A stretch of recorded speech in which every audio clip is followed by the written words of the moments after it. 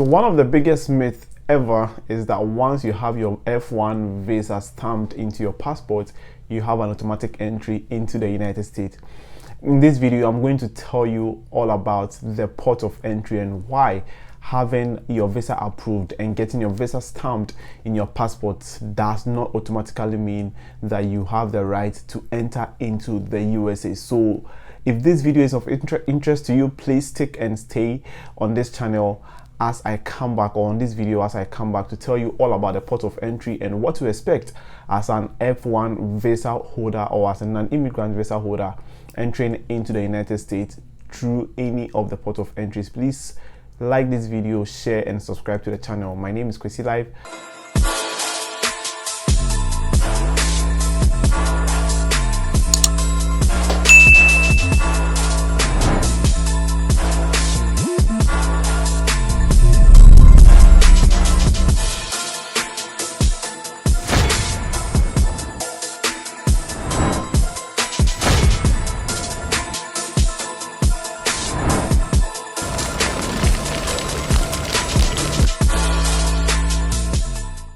So what is a port of entry? So the port of entry is nothing serious, guys. It's nothing scary.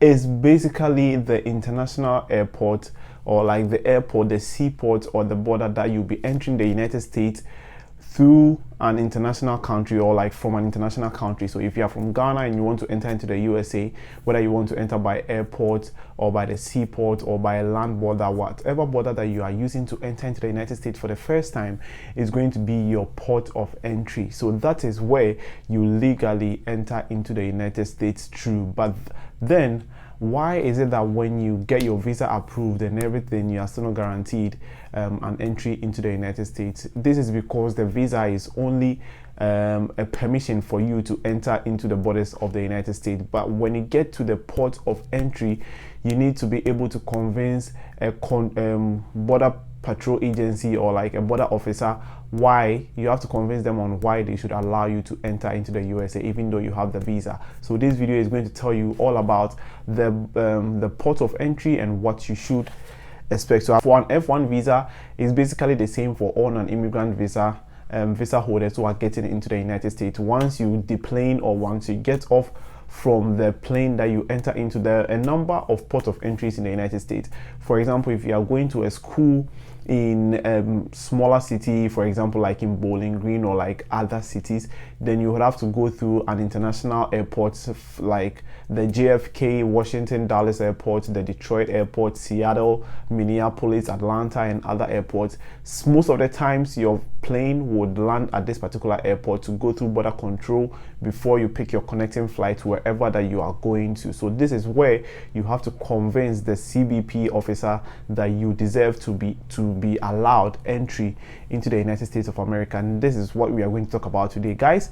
It's nothing serious. I mean, it's nothing scary, even though you need to be prepared for whatever thing that may face you, but it's nothing scary as people may want it to look like. So you just need some documents. Sometimes it may be a very short and simple interview with the border agency or like the border agent, but then most of the time you need to have your documents intact. That is why in my previous video about what to do after your visa approval, I told you that when you are traveling, you need to get all your documents in your backpack or your carry-on bag, because that is what you will need at the port of entry when you are facing a border agent or like a CBP officer. And some of the documents you need, first and foremost, it's your passport that has your visa printed on it, a valid passport and a valid visa, and also your signed I-20, the I-20 that your school provided for you, the one that you took to the embassy, the same I-20. Please make sure you have it on you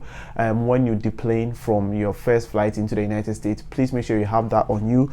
Also make sure that you have your admission letters ready, but most of the time what I know is that they mostly ask for your passport with your visa in it and then your I-20 to verify that you are indeed a student who has been admitted into a school here in the United States.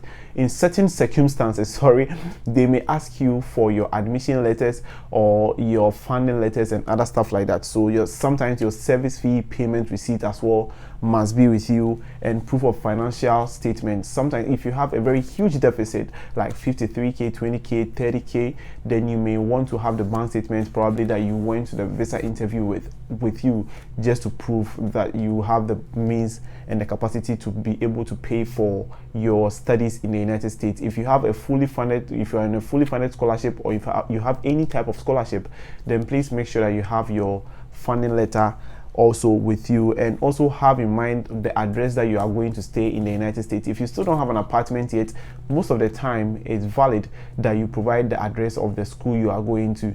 In some cases, you may be handed some immigration forms on the plane whilst you are coming to the United States to fill before you get down, and in these documents they ask you for these various points that you need. So definitely have them off head, have the address of the school, or if you have an appointment already, or if you have an apartment already, please make sure that you have the address of this apartment in your head so that you can provide it when you are asked about it. And also you can have your certificate or your degree certificate and everything that you need. And most of the time the port of entry, as I'm saying, it's not too much. For example, my turn, I wasn't asked any question. The border agent just took my passport and realized I'm on an F1 visa, so he just stamped my passport, took my I-20, verified that I'm a student, and then gave it back to me. And most of the time, the reason why I say that you need your I-20 and your passport is because as an F1 visa holder, most of the time the school that you are attending in the United States is also printed on the visa. So if the I-20 you are holding and the school printed on your visa do not match, then you may have a problem. So make sure that all the time you are traveling to the United States with the I-20 of the school printed in your passport. You don't need to present any other I-20. Probably you got two or three I-20s from different schools, but the I-20 you presented to at your visa interview, please use the same I-20 when you are entering into the United States. It's very, very important. Without that, you may be asked to go back home, or you may be deported back to your home country. So please make sure you have these things. And that is basically it about the border, the port of entry. It's nothing serious.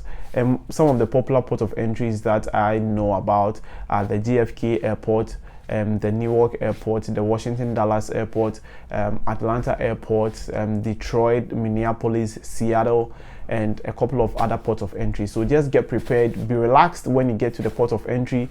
Don't be shaky. I mean, you've been able to go through the visa interview, so what more do you fear? I mean, you've proven to a visa officer or a consular officer that you are required or you are qualified to study in the United States on an F1 visa. So just be relaxed, just be chill, and just go through the processes and be free.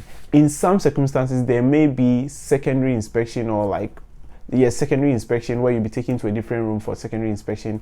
Please, if you have any food items, as I stated in the previous video, that are not allowed or permitted in the United States, and you are asked at the port of entry, just say yes. And then if there are any food items that are not permitted in the United States, they'll just take it out and throw it away. There is no need to lie at the port of entry. So if you are asked, just say the truth and then hand it out to them. If they want to search it, fine. Just make sure that you don't have any narcotics or any banned drugs, or anything illegal in your bag, and you'll be fine. So I wish you all the best and the safe travels as you come here. If you need to get in touch with me, my email is jakwafo@gmail.com. You can reach me out on my socials, which I'll be posting beneath this video. And have a wonderful stay in the United States. Please subscribe and comment and like this video. Thank you very much. Bye bye.